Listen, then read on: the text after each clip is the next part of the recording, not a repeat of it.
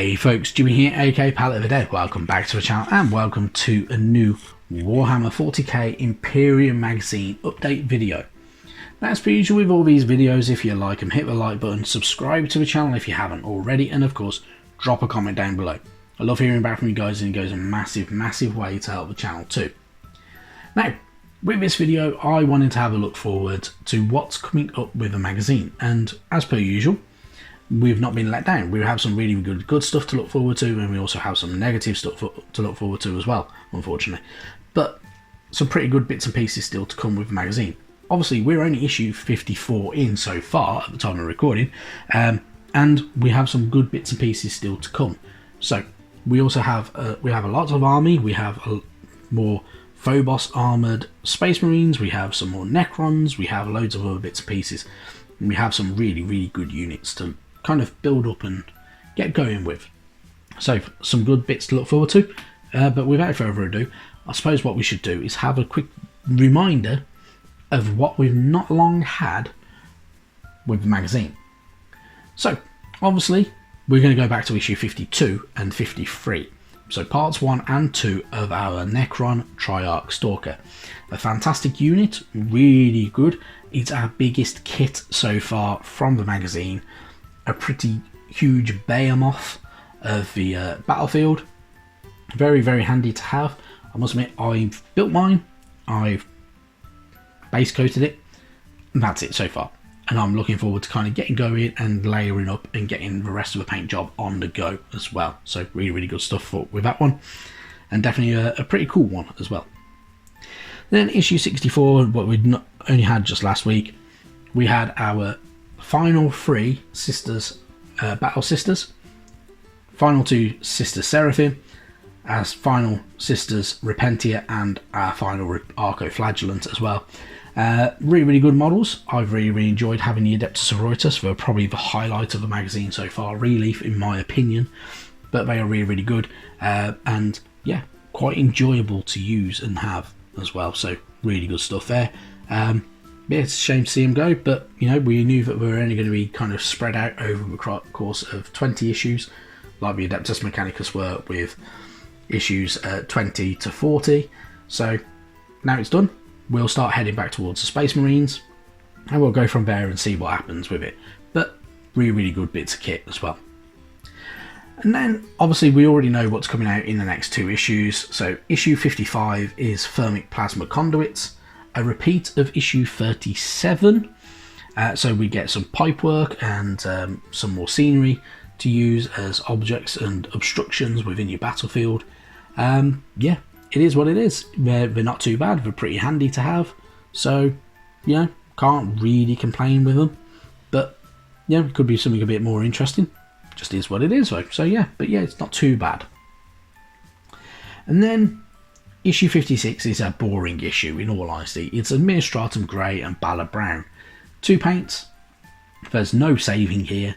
It's pretty much costing you more to buy the magazine than it is to save on the paint, especially if you're buying in the UK. It's well, pretty much everywhere actually. You are actually kind of losing money in the long run, but overall, when the issues are all done, you will save money, and so it's not too bad. So it is what it is. Issue 57 has already been revealed to us by good old Warhammer.com, so it is what it is with it. It's our second of the 3 Tomb Blades that we get from the Necron range. They're all exactly the same in terms of sprue. You just paint them up in different ways, so entirely up to you how you want to paint it, and which weapon type you want on there. So you can do it in different ways, so you can adjust it to how you really want it. Entirely up to you how you go about doing it though. But yeah, it's not too bad. It's just nothing to stand out and nothing to shout about, is it really? That's the only downside to it. The third one is on its way pretty soon after, so we'll get to that much later on. But yeah, we'll have another fast attack flying unit, which from the Necrons, which could be pretty handy to have. And then issue 58 is another one where we get our second of 3. This is another Necron. It is our Necron Canatech Wraith So this is our second one. The first one came with issue 45. This is a different sculpt, not too sure which sculpt will come with it, so there will be some slight variations and differences. You will also get some slightly spare bits as well that you can build it up ever so slightly with different heads, and whether it's got them void whips, I think they were called, or as opposed to the blades on the end of forelimbs. So it's entirely up to you. So, but yeah, not too bad. It works pretty well. And then we can reveal what we're going to get issues 59 through to good old 62. So we have some good stuff to look forward to, and as I say, there are a couple of negatives in there as well. Now, this is all been revealed by Warhammer.com. I believe this is going to be 100% correct, so you know, it is what it is. They've always been very spot on before, so I can't see it being wrong. And yeah, we've got some good stuff to start us off from. So issues 59 and 60, parts 1 and 2 of the same set, and we see a return of Space Marines. So with this one, we get our Primaris Outriders. So these are the motorbike riding Space Marines for your Space Marine range. They're pretty cool. They do look pretty decent.